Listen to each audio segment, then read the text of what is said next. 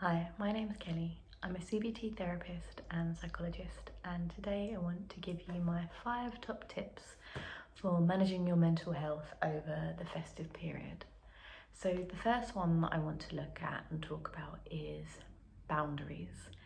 Now, your boundaries can be verbal, obviously they can be kind of those physical boundaries, kind of taking space away from people, but what I really want you to think about is that sometimes over the festive period that we see some people that we may not always see, or we may feel pressured to see people that we don't want to see, or we could see people that we quite like seeing. But there may be some conversations that come up that you don't quite feel comfortable talking about. So you can just simply say, I don't feel comfortable talking about that, or I don't want to talk about that topic. And that's completely fine because it's what you feel comfortable with. So before going into any sort of social situation or event, I invite you just to think about, okay, what are the conversation topics that I feel comfortable talking about? What are the ones I don't?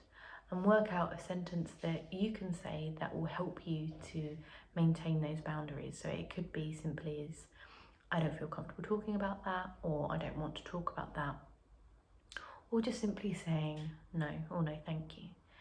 And it can just be whatever you feel that it's needed to be, whether people comment about your weight, whether people comment about your relationship status, whether people talk about politics or something, just whatever it is, work out what your boundaries are before you go into a situation and then stick with them in it. But practice maybe saying the things that help you to maintain your boundary, as I said, whether it's no, I don't want to talk about that, I don't feel comfortable talking about that, or I'd rather we change the conversation.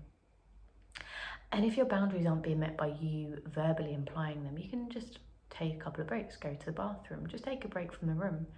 If it's about your mental health and maintaining your mental health, that's far, far more important. So think about your boundaries, maintain them when you're in a situation. If you're placed in a difficult situation where people aren't respecting your boundaries, you can take a break or even leave the situation altogether if you're able to. Then the second is thinking about food and drink and sleep. Over the festive period, we generally eat more. If we drink alcohol, we drink a lot more alcohol. If we don't normally drink, we may drink, and we don't necessarily get the amount of sleep that we need. So although I'm not saying to not indulge, because we've had pretty difficult times, so you deserve to unwind however that you may do that. But just thinking about, if you are eating loads or drinking loads of alcohol, drink water, go out for walks, take care of the inside of your body, make sure you're getting enough sleep, and just simply just be aware of it. Just be aware that if you know that you're going to be drinking a lot of alcohol one day, maybe taking a break the next day, or drinking alternatives to alcohol, or having water in between your drinks, or having smaller portions, whatever it means in terms of food and drink, you can look at that and you can help to kind of maintain that area for you. Then thirdly is thinking about organisation. Preparation can be key over the Christmas period, whether that is you are doing the cooking or you're doing certain things, but being able to prepare. So that could be simply preparing food, or it could be preparing yourself. And with that, sometimes it may be about taking a little bit of me time. So as much as you're organising, scheduling in, seeing people, cooking, being here, there and everywhere, scheduling time for you, organise your time so you included. You get a time where you can have a long bubble bath, you can maybe watch a film that you really like, go out for a walk, whatever you want to do, just make sure that you are getting in time for you as much as you're giving your time to everyone else. And fourthly is really kind of thinking about, just don't sweat the small stuff. If you forget the Brussels sprouts, you forget the Brussels sprouts. Is it really going to matter? Sometimes we work ourselves up thinking that everything has to be perfect, it has to be Instagrammable, but really, does it really matter? When you find yourself getting worked up, ask yourself, is this going to matter in 5 years? And if the answer is no, then is it really stressing yourself out about it?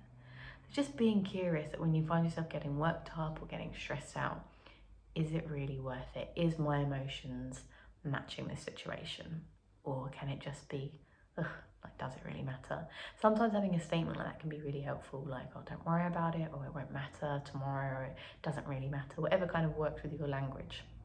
Just to remind you just to not sweat the small stuff.